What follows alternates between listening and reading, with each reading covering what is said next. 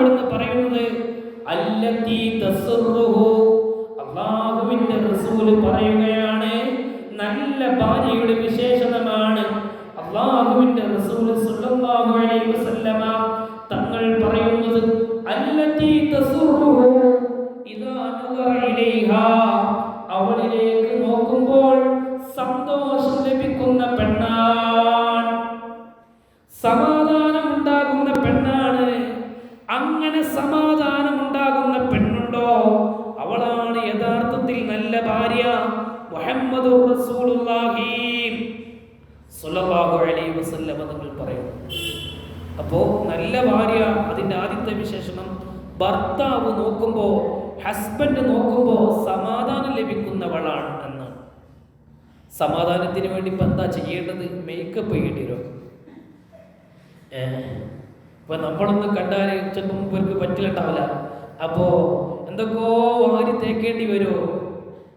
സമാധാനത്തിന് വേണ്ടി ചെയ്യേണ്ടത് അതാ ശാരീരികമായ ശുദ്ധിയാണ്. അല്ലാഹുവിന്റെ റസൂൽ സ്വല്ലല്ലാഹു അലൈഹി വസല്ലമ തങ്ങൾ പറഞ്ഞിട്ടുണ്ട്, മേക്കപ്പിന് ഇസ്ലാം എതിരല്ല, ബ്യൂട്ടിക്ക് ഇസ്ലാം എതിരല്ല, വൃത്തിക്ക് ഇസ്ലാം എതിരല്ല, ഗ്ലാമറിന് ഇസ്ലാം എതിരല്ല. ആയിഷ റളിയല്ലാഹു അൻഹാ അതീവ സുന്ദരിയായ പെണ്ണല്ലേ? നബി സല്ലല്ലാഹു അലൈഹി വസല്ലമ തങ്ങൾ മഹദിയായ ആയിഷ റളിയല്ലാഹു അൻഹയോട് സൗന്ദര്യം വെക്കാൻ എന്ത് വഴിയുണ്ടെന്ന് ആയിഷ ബീവി ചോദിക്കുകയാണ്. നബി സല്ലല്ലാഹു അലൈഹി വസല്ലമ തങ്ങളുടെ ഏക കന്യകയായ ചെറിയ കുട്ടിയല്ലേ ആയിഷ? ആയിഷ ബീവിയോട് ആയിഷ ബീവി മുത്തുനബി സല്ലല്ലാഹു അലൈഹി വസല്ലമ തങ്ങളോട് ചോദിക്കാണ്, സൗന്ദര്യം വെക്കാൻ എന്താ വഴി? അങ്ങനെയാണ് നല്ല സഹോദരിമാരൊക്കെ ഭർത്താവിനെ കാണാൻ, ഭർത്താവ് ആകർഷിക്കാൻ, നല്ല സൗന്ദര്യമുണ്ടാകാൻ എന്താണ് വഴിയെന്ന് ചിന്തിക്കും.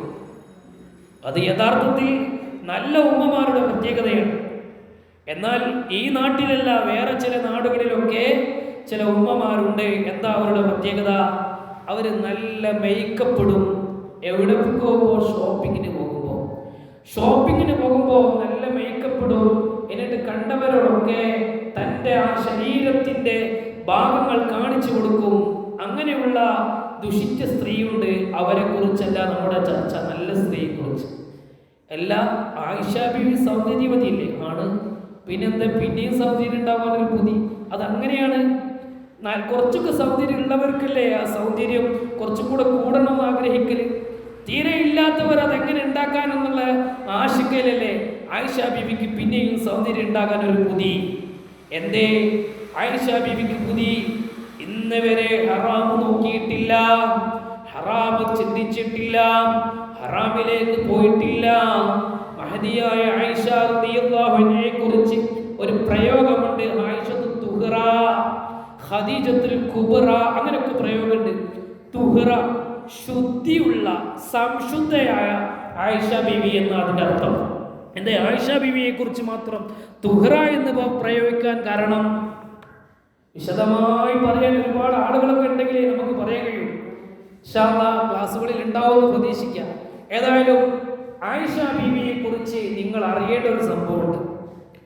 നബി സല്ലല്ലാഹു അലൈഹി വസല്ലമ തങ്ങൾക്ക് 11 ഭാര്യമാരുണ്ട്.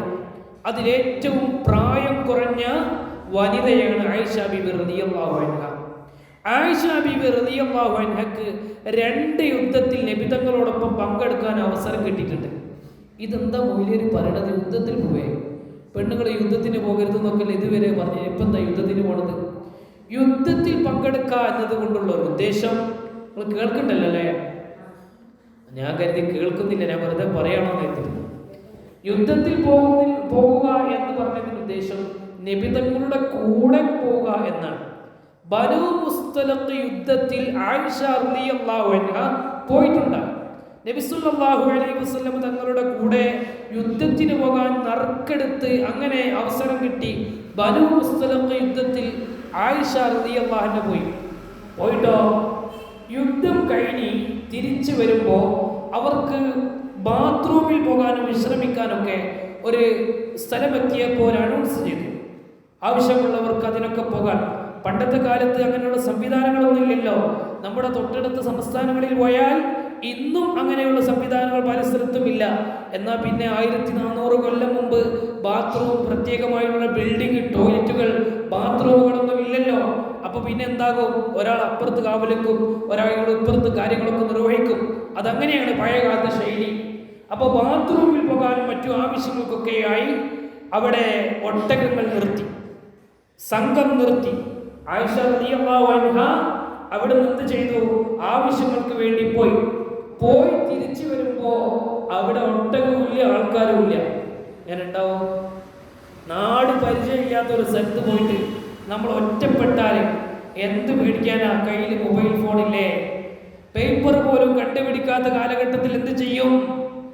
ഇന്ന് നമ്മുടെ കൈവെള്ളയിൽ മൊബൈൽ ഫോൺ ഉള്ളതിനാൽ ലോകത്തിന്റെ മുഴുവൻ ദിക്കുകളിലും എന്ത് സംഭവിച്ചാലും എന്ത് നടന്നാലും അപ്പടി നമുക്ക് ലൈവായി വിവരം ലഭിക്കുകയും നമുക്ക് ആവശ്യമുള്ള ആളുകളെ നമ്മുടെ അടുത്തേക്ക് എത്തിക്കാനുള്ള സംവിധാനങ്ങൾ ഉണ്ടാവുകയും റഡാറുകൾ ഉണ്ടാവുകയും അതിനുള്ള ഫെസിലിറ്റികളും സോളാറുകളും ഉള്ള ഇക്കാലഘട്ടത്തിൽ ഒരു പ്രശ്നവുമില്ല എങ്കിൽ മുത്തുനബി സല്ലല്ലാഹു അലൈഹി വസല്ലം തങ്ങളുടെ കാലഘട്ടത്തിൽ മഹദിയായ ആയിഷ റളിയല്ലാഹു അൻഹ ഒറ്റയ്ക്ക് അവിടെ നിൽക്കാണ്.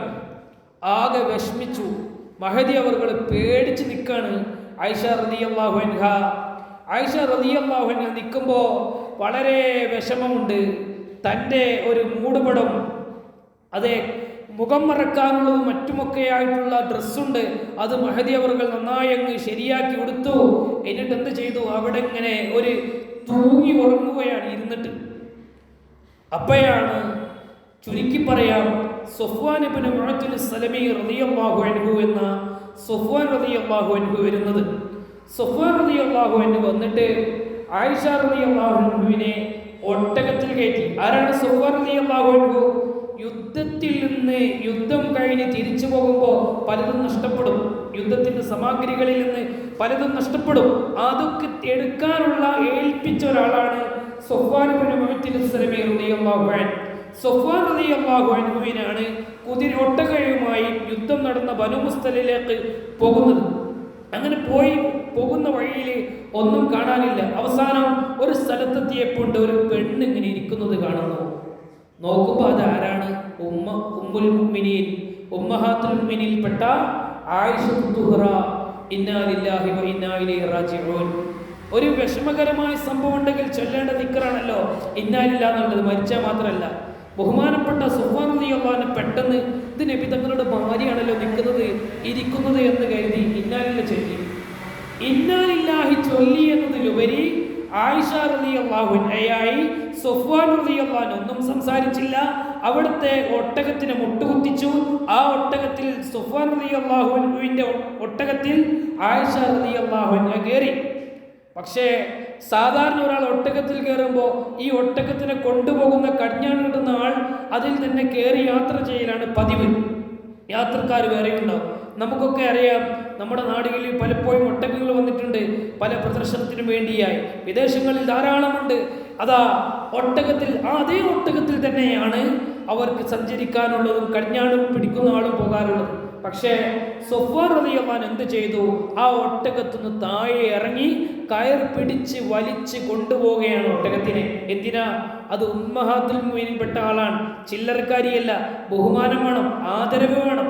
അത് മനസ്സിലാക്കി ബഹുമാനപ്പെട്ട സഫ്വാൻ ഇബ്നു മുഅത്തിൽ സലമി റളിയല്ലാഹു അൻഹു ഒട്ടകത്തിനെ വലിച്ചു കൊണ്ടുവന്ന് മദീനയിൽ എത്തിക്കുകയാണ്. ആ ഒട്ടകത്തിൽ ആരുണ്ട്? സയ്യിദത്ത് ആയിഷ റളിയല്ലാഹു അൻഹയുണ്ട്. അങ്ങനെ വലിച്ചു കൊണ്ടുവന്ന് മദീനയിൽ എത്തുന്ന സമയത്ത് അതാ കുറെ ആളുകളൊക്കെ ഉണ്ട്. മദീനയിൽ എത്തുന്ന സമയത്ത് ആളുകളൊക്കെ ഉണ്ട്. ഈ കൂട്ടത്തിൽ, കാഴ്ച കണ്ട കൂട്ടത്തിൽ ഒരു ഹംക്ക് കാണാം.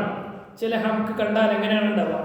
ഏതാണ് ഹംക്കിന്റെ പേര്? അബ്ദുല്ലാഹി ഇബ്നു ഉബൈ ഇബ്നു സലൂൽ ലഅനത്തുല്ലാഹ് എന്ന് പറയുന്ന ധിക്കാരിയായ മനുഷ്യൻ. ഖുർആൻ നബിതങ്ങളോട് നിസ്കരിക്കരുത് എന്ന് പറഞ്ഞത്, മരിച്ചാലും നിസ്കരിക്കരുത് എന്ന് പറഞ്ഞ ഒരു വ്യക്തിയാണ് അബ്ദുല്ലാഹി ഇബ്നു ഉബൈ ഇബ്നു സലൂൽ എന്ന് പറയുന്ന ധിക്കാരി. അവൻ കാണുകയും അവൻ ഉറക്കെ പറഞ്ഞു, കണ്ടോ അതാ ആയിഷ, അപ്പുറത്താര സഫ്വാൻ. അതെ ഒരു തമ്മിൽ അങ്ങനെ പറഞ്ഞു പരത്തി. സുബ്ഹാനല്ലാഹ്. അത് ആരോട് പറഞ്ഞെന്നറിയോ? മദ്ഹ് നന്നായി പാടുന്ന ഹസ്സാൻ ഇബ്നു സാബിത്തിനോട് പറഞ്ഞു. അതുപോലെ വലിയ മഹാന്മാരോടൊക്കെ പറഞ്ഞു. പറഞ്ഞ് പരുത്തി ചില ആൾക്കാരൊക്കെ ധരിച്ചു അങ്ങനെയൊക്കെ ഉണ്ടോ എന്നുള്ളൊരു ധാരണ പോലും ഉണ്ടായി. സത്യത്തിൽ സുഫ്വാനുബിന് സലമയും ആയിഷ ബീവിയും ഒരക്ഷരം സംസാരിച്ചില്ല. ആകെ പറഞ്ഞത് ഇന്നാലില്ലയാണ്. ഇന്നാലില്ല ചൊല്ലിയതോ ആയിഷ ബീവിയെ കണ്ടപ്പോഴുമാണ്. അതിനുശേഷം തൊട്ടിട്ടില്ല, കണ്ടിട്ടില്ല, സംസാരിച്ചില്ല, ഒന്നും ചെയ്തില്ല. എന്നിട്ട് ആളുകൾ പറഞ്ഞു വരുത്തി സുഫ്വാൻ റളിയല്ലാഹു അൻഹും ആയിഷ ബീവിയും അങ്ങനെ സിന ആരോപണം നടത്തി. സൂറത്തു നൂർ ഇത് വിശദീകരിക്കുന്നുണ്ട്. നമുക്ക് സമയ സാഹചര്യം അനുസരിച്ച് പിന്നീട് അത് പറയേണ്ടതുണ്ട്. ഇത് വിശാലമായ സംഭവം സൂറത്തു